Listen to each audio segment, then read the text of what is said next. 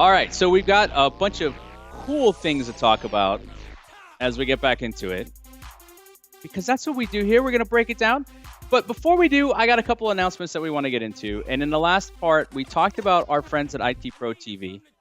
And I want to give you a better code, and I want to give you a better way to think about it all. And by better, he means one that actually works. Yeah, the accurate one, right? The accurate link, the accurate code, the way we do it. So we made a little change here. So if you're in IT, you want access to the library. In fact, here's some facts that you might not have considered. So you go to itpro.tv/securityweekly, and they'll take you through the demo of your IT team solution, 3,300 hours of training, and you can use it at any time. And the correct code, SecWeekly30. SecWeekly30. So go to itpro.tv/securityweekly. Use the code SecWeekly30, and you can sign up to get your demo of the IT team solution. 3,300 hours. Let me echo what Paul said before. You can use it to get your security training, but you can use it to broaden yourself out as well. And I found this to be a fantastic resource to come up to speed fast on a lot of topics. Now, you can also check out our on-demand material. That's right. We're responding. We listen to you. So some of the previously recorded webcasts are now available on demand. Go to securityweekly.com/on-demand. Michael, and right I want to ask you why someone would view our on-demand content to play off our previous segment. Let's ask 5 whys. Paul, what problem are we trying to solve? What problem are they trying to solve? I'm gonna actually answer it simpler. Why would somebody watch our on-demand content? Because it's good. It's funny because we take our time on it. You know, it's interesting. This is one of the compliments too that we've gotten from some of our partners. They're like, "Wow, you guys like thought this through when you were talking with us." Yeah, I mean, look, we've all been on those silly. You know what? I'm going to say it. I'm tired of these webinars that the first 8 minutes are, "Hey, I'm Charlie. I've been doing this for 18 years, and so like, I'm good at it or something." And like, yeah, stop. Just get right into it. Oh, dude, yeah, it's like death by webcast. It's like death by webcast PowerPoint, and it's even worse than when you're standing there and the person is killing you with PowerPoint. On other webcasts, you don't even see the person. It's just someone talking over slides, and you want to just fall asleep. And well, here's the other thing I found too, because I don't know if you've seen this, and it started in the industry, and I'm going to be clear, I like it except for it's abused. This idea of I want to increase engagement, so I'm going to do snap polls, I'm going to ask questions, I'm going to pull you into it. I like that. But what it's kind of turned into is this whole, hey, signed off in the box and let us know where you're coming from. Hey, Paul from Rhode Island, fantastic, glad you're here. Hey, Susie from, where? And then I got 1,500 questions, and I keep coming back to you, and I try to make it like we're buddies. Yeah, well, here's what we do, and this is why I really enjoy this approach. We go have conversations. Mm-hmm. They're good partners. They're good topics. They're good conversations. I mean, one of the ones that we've got up is StealthBits. Jonathan Sander, like he's fun to listen to anyway, but it covered content. So it's like one of those, you're going to watch it, you're going to get done and go, you know what, I might watch that one again and take notes. Now, did we put up, we've got a new one coming up. Oh, we didn't announce that there's one. 5. Well, there's 5 up there, but the other point is we actually produce our webcast now like we do any one of our shows. So there's live video, there's slides, you can see us. It feels a little more interactive. When the audience asks questions, we get to 90% of the questions that the audience is asking inside the channel during the webcast. So in that sense, it's interactive. Plus, like I said, you're not just staring at slides and audio. There's actually some interactivity associated with it, which I think is nice. Yeah, and if you ask more of the why, and you go back into it, what I've enjoyed too is there's a purpose for watching it. It's not hey, let me tell you about this new whatever. Let's get into the weeds. Let's get into the tech, get into the approach, or let me tell you what you need to know so that you will be more successful tomorrow at your job. And that's the thing that I like. So definitely check those out. Let us know what you think. We've got more coming. And you'll be here next week, and we're going to do one with domain tools pivoting through malicious infrastructure, where we're going to talk about some of the pitfalls associated with analyzing logs, in addition to a great way to look at indicators of compromise in your environment by looking at domains and IP addresses. So, yeah, and you know what's great about this, Paul? Because you and I were talking about this last week, and you're like, I hate logs. They've never been of any value to me. And what was more interesting to me was, when we were prepping for it, I kept asking Taylor, I was like, okay, but what's the problem we're trying to solve? Okay, but who's got that problem? And man, he nailed it. And what I loved was the more that we talked about what we're trying to get accomplished and things to think about differently. I'll tell you what got me most excited about this. In fact, you use this phrase and I really loved it. It's getting off your back foot. I mean, if you've ever done boxing or martial arts, if you're on your back foot all the time, you're just going to get pounded. You're off balance. You can't catch your breath. And what he talked about was he's got a way to show you how to take stuff that you already know, things that you can find, whether they're indicators or there's just information in a log, and how you can use that to pivot. That's why we're calling it the power of the pivot. And it actually gets you to where you can be preventative and you can be proactive, not reactive, and buy yourself some breathing space. And I'm pretty jazzed up about it. And yeah, I'll be in studio next week, and we're gonna have a pretty candid conversation. Taylor's a good guy, and we're just gonna kind of go through it, show you what it looks like. That works really well. And don't forget InfoSec World, March 19th, 21st, 2018. It'll be in Lake Buena Vista, Florida. And if you're a Security Weekly subscriber, you're one of our friends, you can get 15% off the main conference or the World Pass with the code OS18-security -SW. Look at me reading into it. OS18-SW. And you'll be there. You'll be there as well, Michael. Am I going to be there? Are you going to be there? Are you doing InfoSec World this year? I did not do it this year. Oh. I had a bit of a busy summer, so I didn't plan to do it this year. But if you're going to go, maybe I can go. I don't know. We'll figure it out. We need to walk the show floor together. We need to just fly you out there then, just so you and I can walk the show floor. Pick our A for the day. I might come down and spend some time. I mean, I'm still friends with everybody there, so it'll be a lot of fun.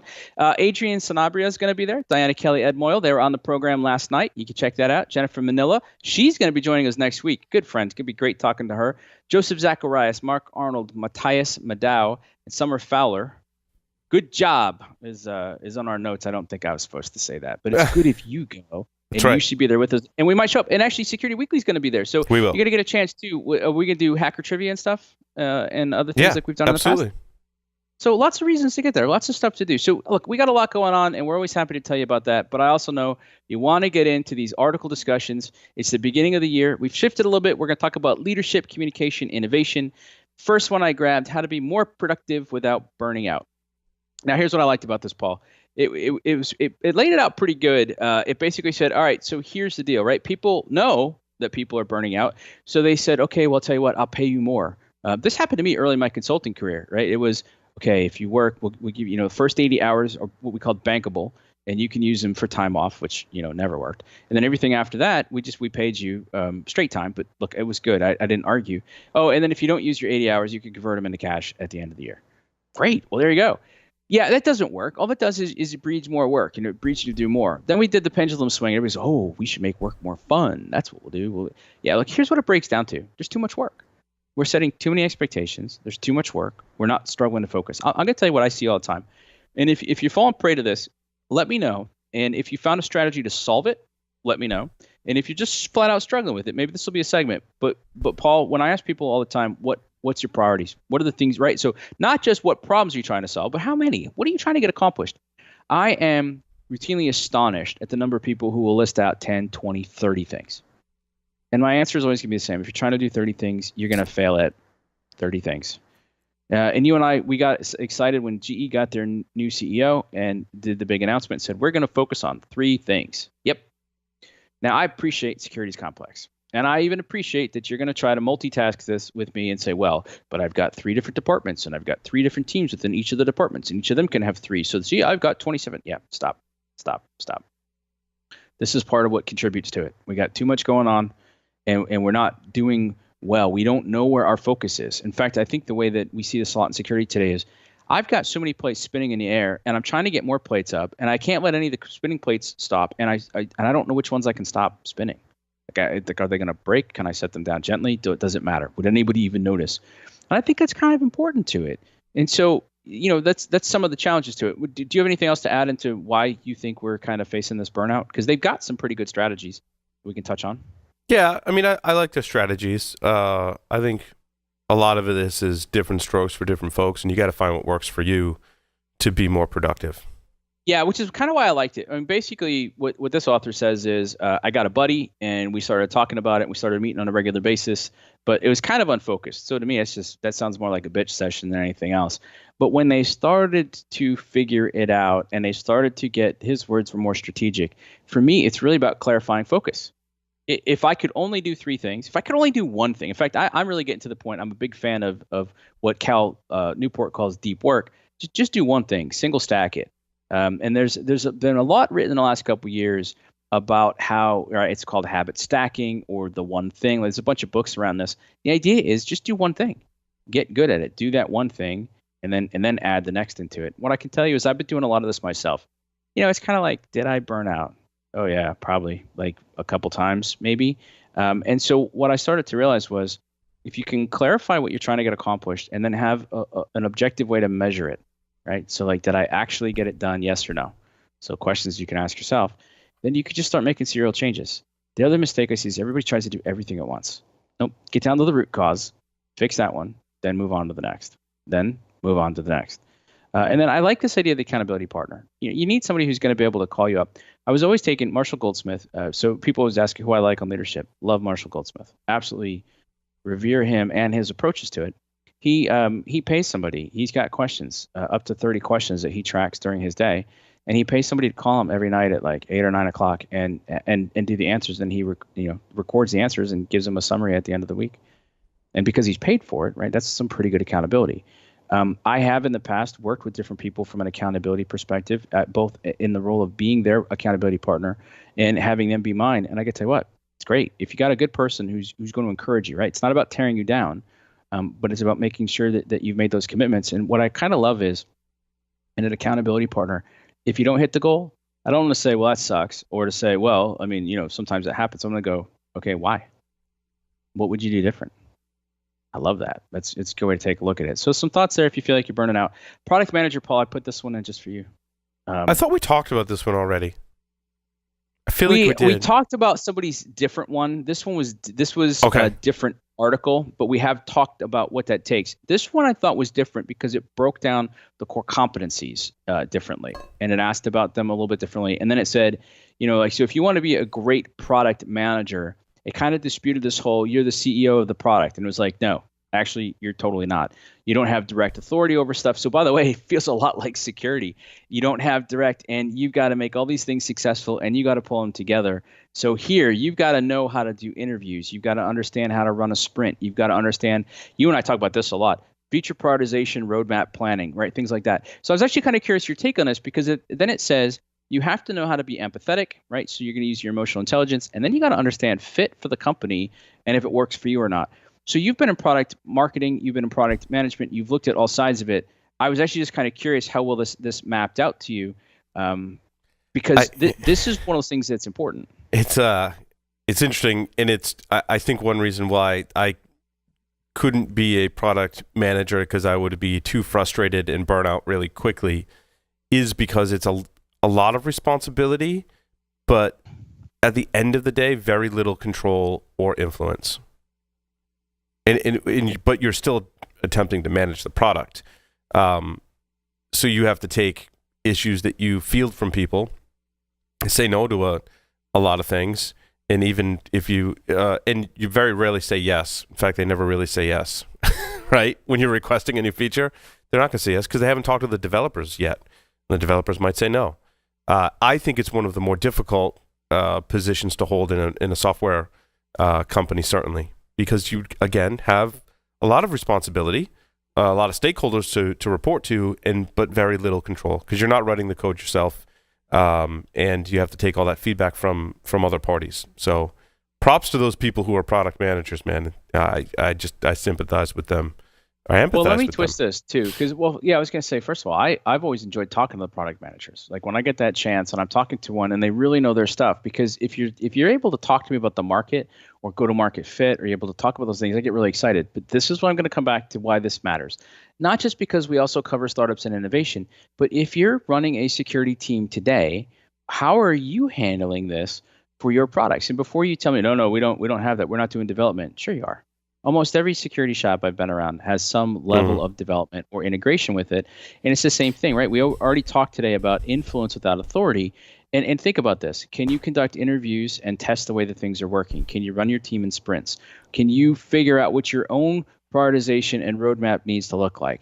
Do you know how to allocate your resources properly? Do you understand your market? Might be your internal market. Are you able to translate the requirements? Do you understand how this is all going to work, right? Pricing and revenue modeling. Did you get the budget that you needed? Do you have access to the funding to get the results that you want? So I always feel like, we can learn things from other fields. You could be a security person today, and you might find that this is the year you got promoted. Congratulations. And now you're responsible for the whole team. Great. Well, if you're trying to figure out how do I manage all of this with no real direct authority, you can take a look at this and it might give you some thoughts or ideas. So that's why I put stuff like this in.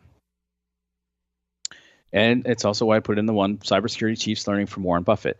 Look, I get it. We all love learning from Warren Buffett. This one kind of surprised me with how I liked it. And I'm going to break down the pieces that I liked because I would have written it simpler.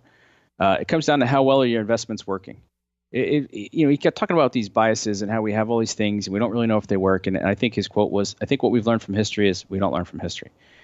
One of the questions, you and I have been attacking some of the dogma in this industry for a while. For example, okay, cool. So you've got all the firewalls. Are they working? Well, yeah. All right. Well, what happens if you take them out? No, I got to have a firewall today. Yeah, but do you really?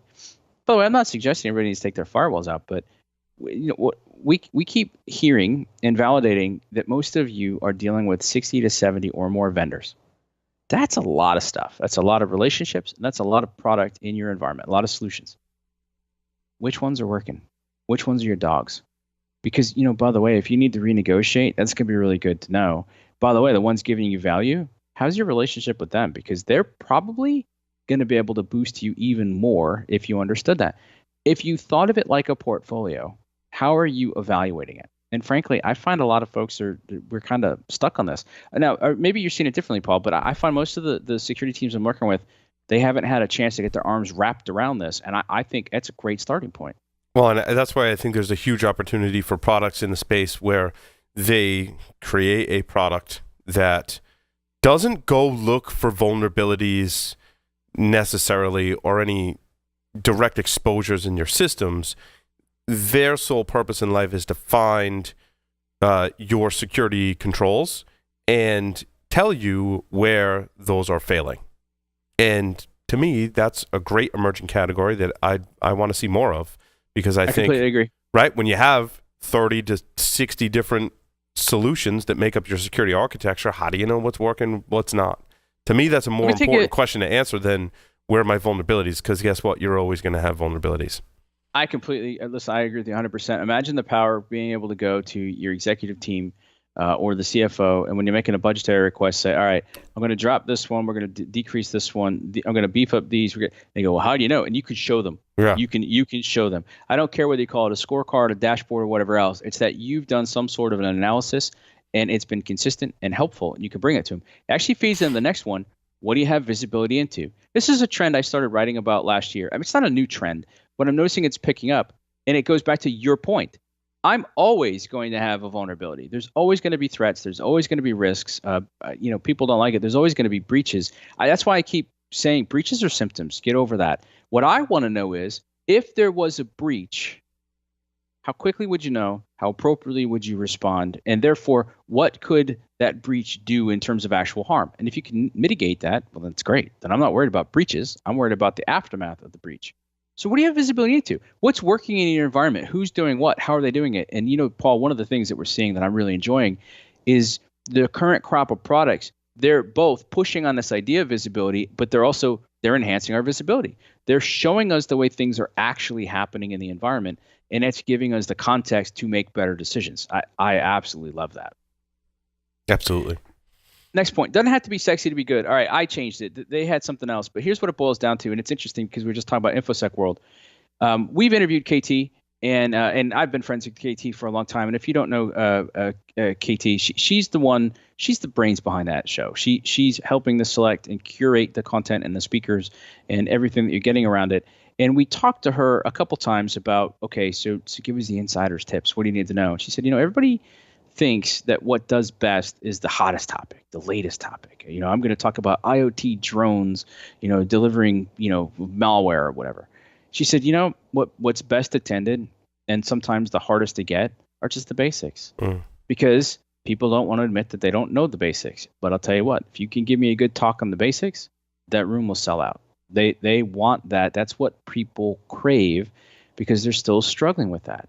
And that's, so what this talks about is, a lot of times people are like, okay, all right, I've got this new solution and it's like, whoa, hold on. All this other stuff, right? Preferably called the low-hanging fruit. Did you tighten that up first? Yeah, but that's not sexy. Yeah, I know. But did you get it done? And what I'm finding is there's a lot of small steps. There's a lot of basics. By the way, I hate the basics. Like, Paul, I'm convinced you and I could do 10 weeks of programming on the 10 basics and we wouldn't hit the same list twice. I'm convinced of that. So I don't mean the basics, but what I mean is in your environment, you got some quick wins? Do you have some things that are a little easier than others? Or let's ask it even more intelligently.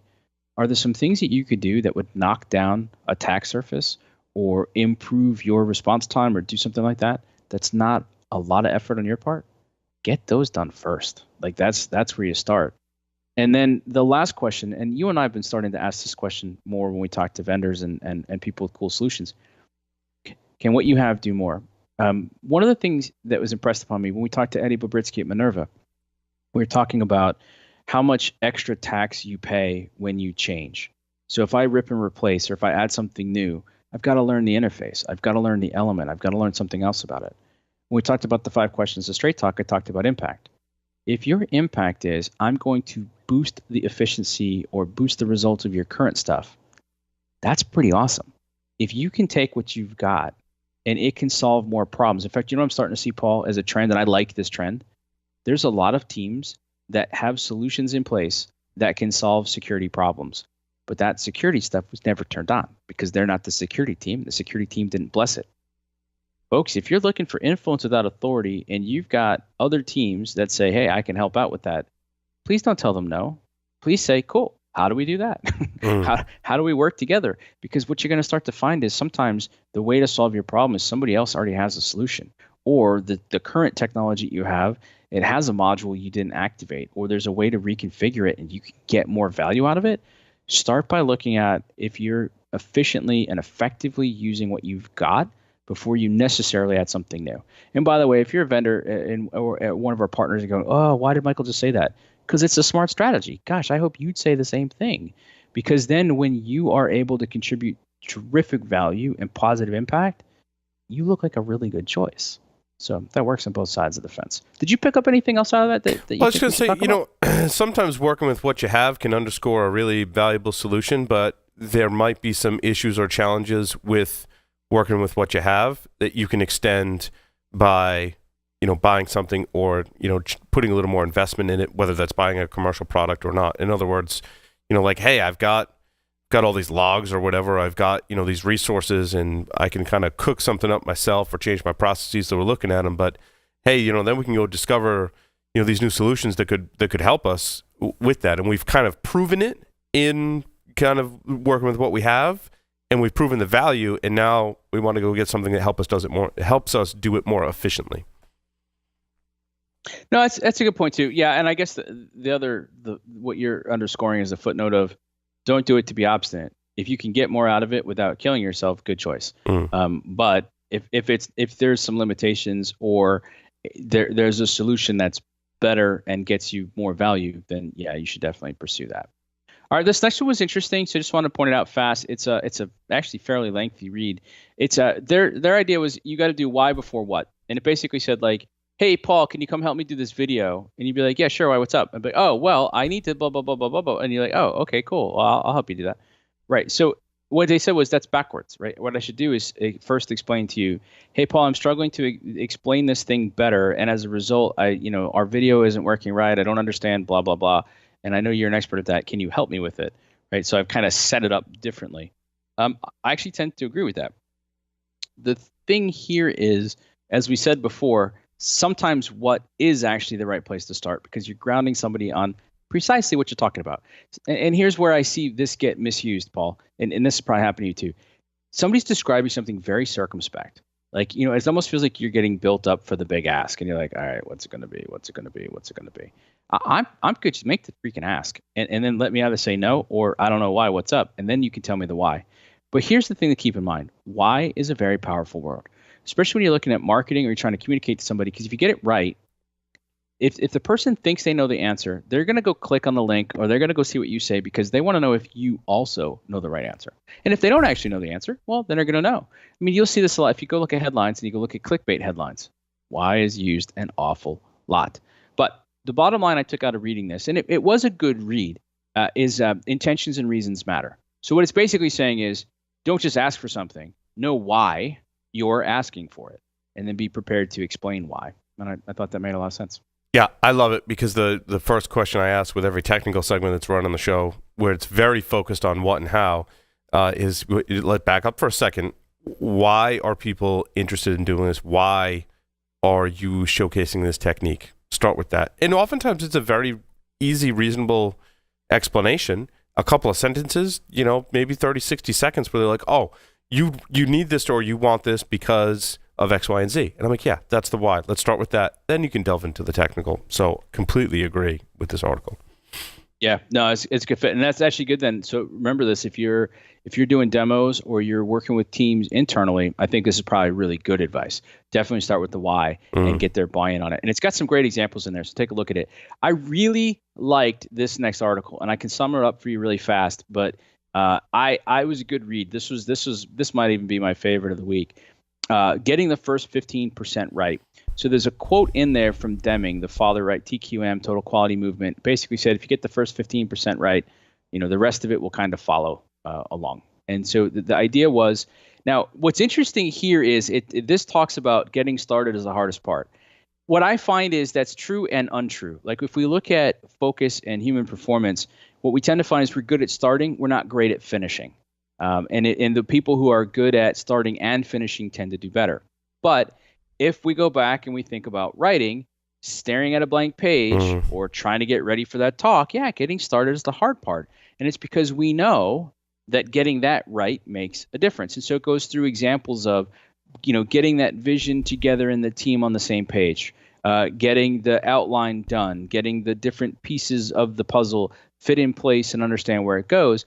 And what it's really saying is, before you act, because that first 15% is so important, you got to go. But it's also got the Reid Hoffman quote that basically says, if you ship the product and you're not embarrassed by it, you waited too long.